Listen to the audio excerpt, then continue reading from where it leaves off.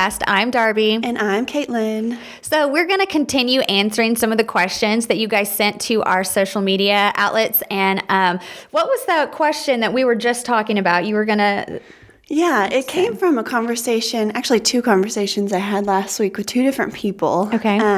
One of them was from this woman, and she said, I saw your questions on social media. Hey, what do you want to hear from the podcast? And she's like, well, this is my question. And that happened one day, and then like 2 days, the same conversation happened again. That's a good one. I'm excited for it. And so, when that happens, I know that the Lord's like, Kaitlin, actually, this is for you, girl. I need you to, this is for you. I'm teaching you this here. Yeah. And so, I love that. And I'm willing. Okay, Lord, I'm listening. So the whole conversation was about what do I do when there's, this person or these people in my life that I just don't jive with. Mm-hmm. Yeah. That they just kind of rub me the wrong way. And we all have them. Can we just throw that out there? We all have them. We got to just admit it. We really do. Holidays are coming, so some of them are about to be sitting around your table. Right, exactly. And you can even be like, it's the way that the fork hits their teeth when they eat. It's like literally sometimes. It can be to that degree. And, it's fine. We all do have them. Yeah. But it's what we do with that makes all the difference. Absolutely. And so I know that having these conversations, I feel like I got to a place where I felt really settled about, okay, how do I respond to these type of relationships? Because I do think that as just a people in general, we have become okay with having people in our life that we straight up don't like. Yeah. And I don't think that that's healthy.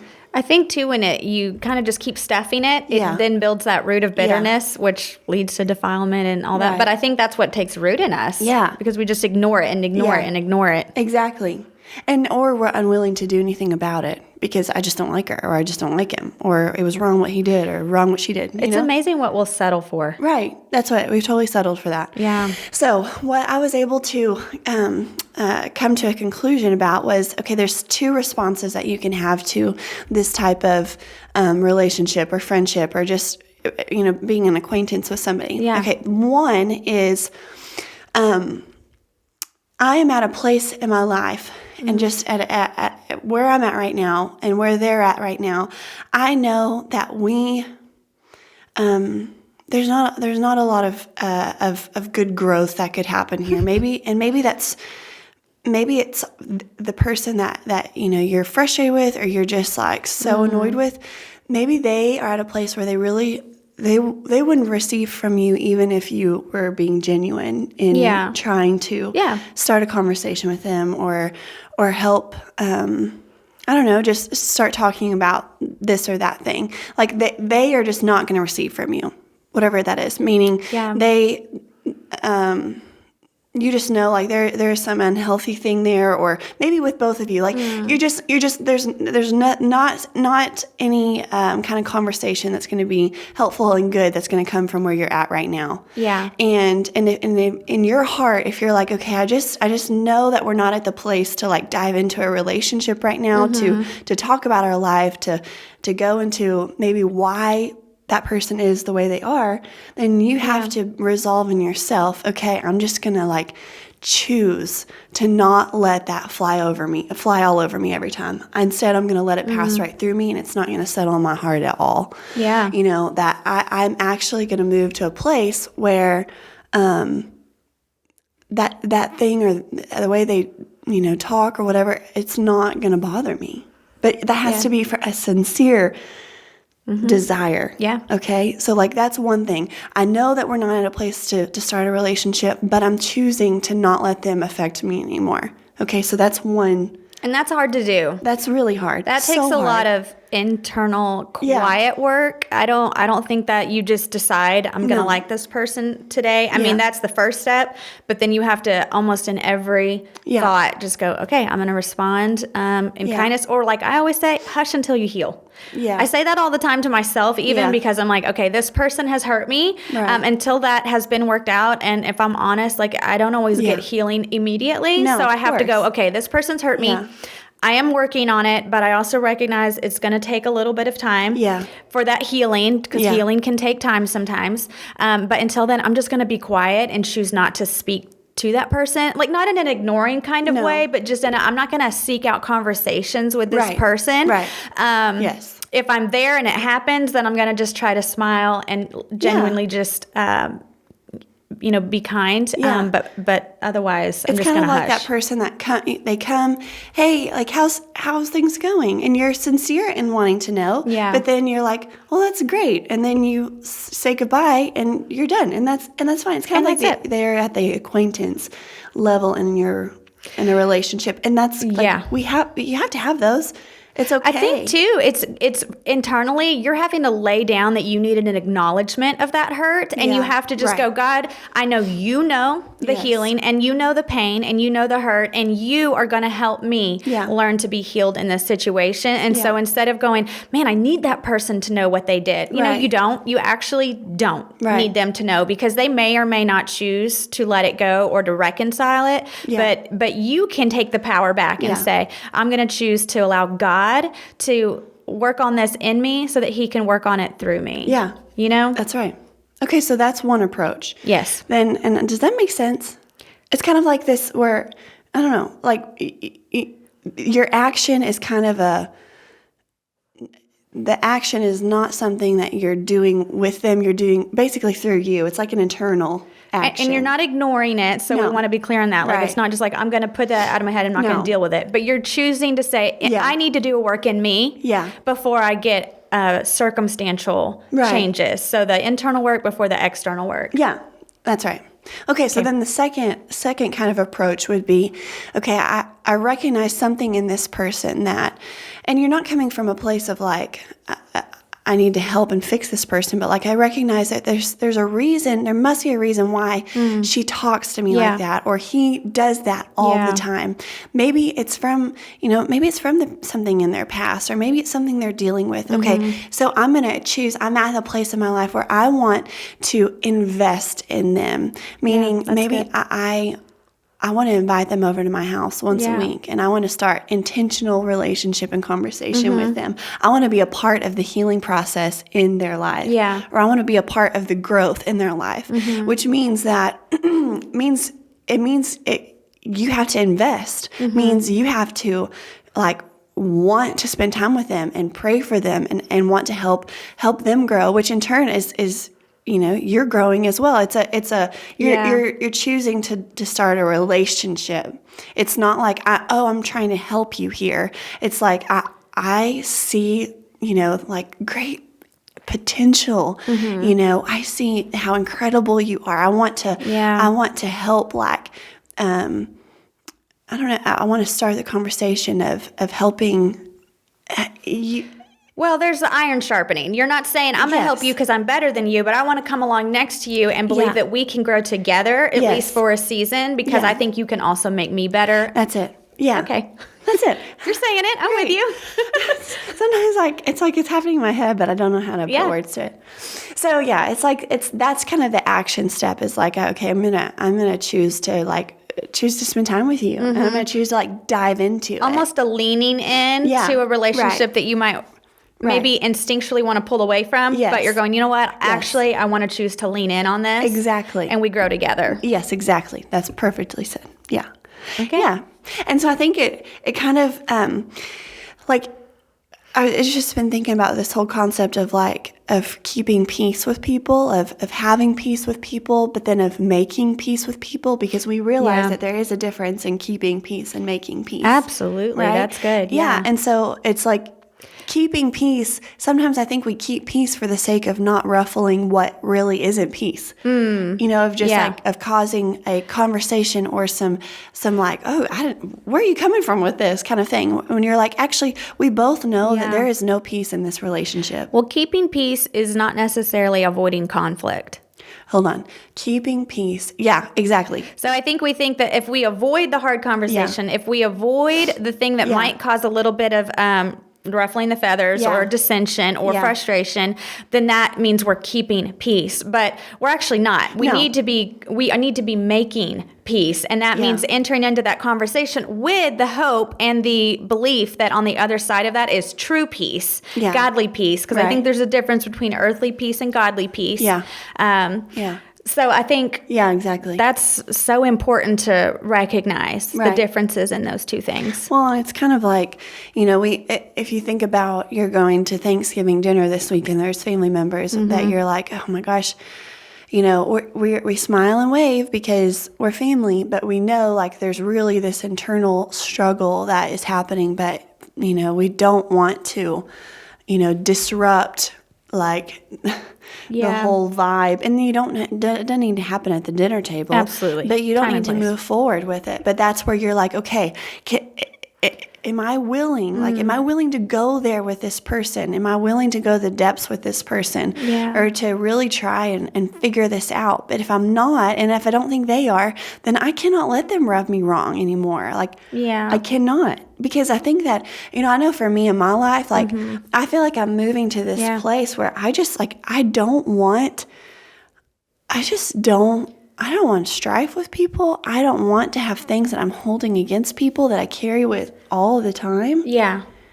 But not in that avoiding conflict way. No. And I actually want to deal with it because first of all, that means admitting there might be some impurity in my heart. Right. And I need to first deal with that. And I think as you mature spiritually, you come to understand that first there has to be a work in me. And so, God, I'm going to surrender that and work on that. And then once I think that I've come to a resolved place with the Lord about it, then I'm ready to enter in with that person and say, okay, here's what I've worked on. And because I know that I have humility, that I did some things not perfectly, but now I can humbly come to this person and say, can I help you grow too? Yeah, exactly. Because we'll get so much further with people by admitting our own mistakes and weaknesses than going, hey, I see you're doing something wrong, but how about first, like, okay, I can own this. I can own this, So, and I think when we do that, there's been several times in my life where God's actually brought people to me that I had unresolved issues with, but I kept apologizing. I kept trying to make it right. And I still felt like we just, when you're just like, okay, but it still feels weird. I still feel like I need to avoid this person. And I don't want that, but I don't know what else to do to make it right. And there have been a couple of times where God said, I'm going to bring them to you. But here's the deal. He's showing me that you're doing the work. You've done the work. And so this person, I'm doing a work in them too. And so that's the thing is we get to just assuming that the work in the other person has already been done or is going to be done. And it's on a different timetable than the work that's happening in us. And so he says, I'm actually still working on them and it's okay. And I'm going to bring them to you when it's time. Because sometimes he's going, there are times I was still working on you. And there was this person over here that had to wait a year for you to get right. And so we're doing this exchange with people. We're having grace and mercy with them for the sake of real godly peace. Exactly. I mean, you think about it. Jesus had a Judas. And he walked with Judas that whole time. He had dinner, he had meals, he washed his feet. He did all of this life with Judas, knowing that in the end, that he would be betrayed by him. But he went ahead and invested. And the thing is Judas was the one who actually catapulted Jesus into his destiny. And I'm wondering how many people we have in our lives that we're writing them off going, they're just too hard. I just don't like them. I just don't know how to do life with them. And God's going, but that's the exact person that you're going to need in your life to catapult you into your destiny because the lessons you're going to learn, the things that you're going to come to understand about who I am, who God is in you, are going to come from this person who you think is meant to hurt you, but they've actually come to catapult you into your destiny. Wow. It's like in the moment, though, that's the hard. It's way hard. And that's where I think it's just like this, moment by moment, like, oh God, give me the right perspective here. Well, it's humility. I mean, you have to know, even Jesus with Judas, I mean, he probably is thinking, dude. Yeah. God, Seriously, if you would just, I know. Come on, man. Like, I'm loving you. I'm having patience with you. Yeah. But yet still you're going to betray me knowing who I am. Wow. And, that's just going to happen in life. You're always going to have probably one Judas in your life that no matter how much you choose to love them, they're going to just reject you. And you can't let that rejection define you. We've got to let that rejection help make us who we are. Who God's calling us to be. And that is hard to do because it's just having to say, you know what, God, like I trust you so much that I trust that you've allowed this person in my life for a purpose. Right. And I don't want to waste that. And too, just truly wanting to have a pure heart before the Lord. I feel like it means more and more and more to me the more that I grow with the Lord. It's just like I want a pure heart for Him. Yeah. Which means that I've got to do hard work. I've got to have hard conversations. I've got to have some healing in my own life. I've got to be willing to lay down my own annoyances and because. I don't know, when you scope out and you think of the big picture, it's like, holy, that is just not that important. But it's like the day-to-day things when you're around these people or you're in small group with these people or you're sitting at the dinner table with these people, it becomes the big things because your heart gets involved. Then what you start to think about, then you lash out at them or you ignore them or you're teaching your children, hey, I don't like them for this reason. And then, then you're passing it down to another generation. So it really is a big deal, but gosh. So moving into the holidays, we're full of hope about how to deal with these people. But the thing too is because Mike and I were having these similar conversations about mostly for family's sake. And, Mike and I, we've been going to Noah's football games or we have birthday parties and we both come from divorced homes. So Mike's parents have been divorced, one of them twice, same for my parents. And so we've kind of lived and grown up in division. And so when that happens, you kind of come to accept division as an option. For your own life? For your own life. Okay. Or at least the separation. Okay, so you kind of go, well, okay, I can just separate from this thing. You kind of accept it because that's what you had to do. And so choosing that differently for yourself requires a lot of intention and an undoing. We've been talking about that this year, but there's an undoing of the thoughts and the way of life that you previously were walking in. And so not knocking at anyone who's been divorced, right? Because we came from that, our parents, that we don't have any hard feelings. I understand that just has to be the choice sometimes. But, just because we grew up in that. But then when we have these moments, I was thinking this just a couple weeks ago where we were at Noah's football game and our entire family, minus my sister where she's working, but was sitting together in the stands. Yeah. Which seems so normal for other families who always sit together. But for me, I remember I was like, I have to take a picture when these moments come for me because there were moments in my life where I thought my parents will never be able to sit together. Mike's parents will never be able to sit together. And are they best friends? No. Are they having like all these amazing conversations? Not necessarily. But hey, that's okay. And we need to lay down some expectations sometimes about the relationship. Because sometimes God's like, Darbi, I didn't actually ask you to be best friends with your with your in-laws, whichever, or whatever the case is. I'm just using that as an example.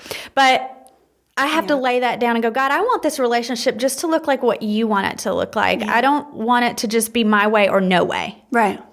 And so just taking also the moments to be grateful when there is that piece of, and it's a hopeful thing because I did not come easy and that did not come immediately to have our family sit together. Wow. But it's so cool that God can do that over time, and I'm really grateful. I think what you said about, growing up as a child, you had to settle with division. Like you had to settle with the separation. Yeah. What choice did you really have? Yeah. And so to be an adult, then to not want to settle for that separation. Yeah. Because that's what you've known. You had to make that choice. Like I feel like that was big because it's like, you're right, that in me, this is something I've already been like forced to do.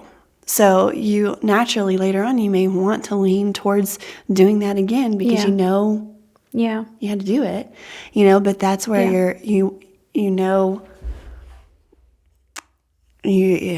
choosing to want what God desires more. And it's not always natural to choose what God. It's most of the time I feel like absolutely it's the opposite, right? It's the opposite life with Jesus. It's just certain. But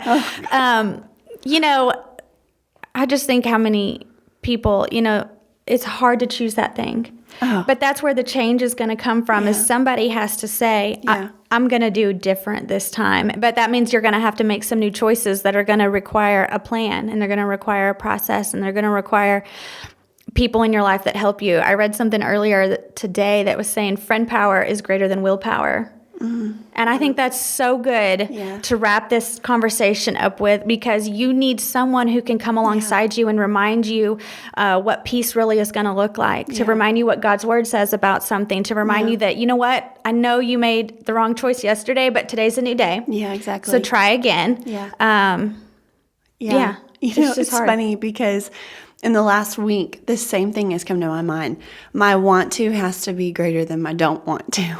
Yes, but that's as true simple and corny as that is, like that can go for anything. Honestly, I'm even anxious about my food choices coming up. Okay, because we were Thanksgiving food shopping, and I'm like, my want to has to be greater than my don't want to. Like, I'm already planning to make a pie, and I'm like, why am I making this pie? Because I'm gonna want to eat the pie. But I'm like, it's okay for this week. I can do it. But it's the same thing. Yeah, with everything. I mean, with choosing to make peace over it, choosing to want to work out, choosing to want to read my Bible, like my want to for it has to be greater than my don't want to. Yeah. And I think that, there's going to be times where it's not, and it may not be for a while, but when it's like a mind heart shift, like it really is a constant one. Yeah. Yes. But it's like my want to is actually greater than my don't want to. Mm-hmm, mm-hmm. Yeah. And so just moving forward with that new mindset. And don't get bogged down with where you messed up before, or where you missed it, or where you made the wrong choice. You just have to keep going and keep giving it to the Lord. Well, this week is Thanksgiving. Yeah. So, sometimes we just got to prepare our heart and our mind for it, and not dread it, and not, I think a lot of people love it. A lot of people don't love it. I know. But when you sit down and you think about all the things that, you can be thankful for, that list is pretty long, and it's good. And even if it's not long, even if there's one thing on it, hey, settle on that thing. Yeah. And just keep adding to it, and be prayerful. I feel like we don't give that enough credit to make the changes that we want to see. But I mean, I have to already start preparing and praying for the people that I'm going to be around. That it's an opportunity for me to choose growth, not for me to just ask for growth from them, but how can I choose to do the things that I've just now talked about? Exactly. Because it is harder, harder to do than it is to say. But. Well, happy Thanksgiving. Happy Thanksgiving, y'all.